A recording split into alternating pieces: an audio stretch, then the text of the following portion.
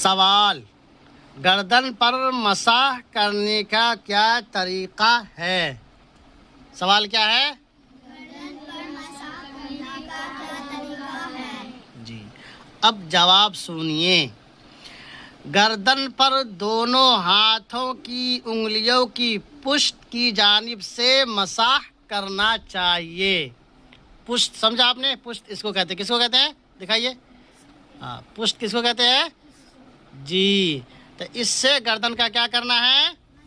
मसाह करना चाहिए। और गले पर मसाह करना क्या है? बिदअत है। गले पर मसाह करना क्या है?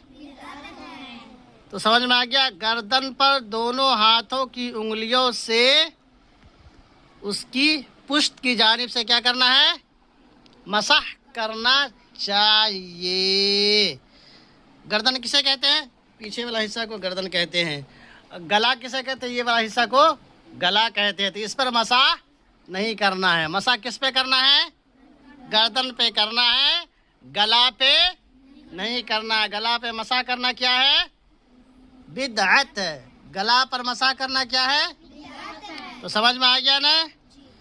गर्दन पर दोनों हाथों की उंगलियों की पुष्ट की जानिब से मसाह करना है और गले पर क्या करना है?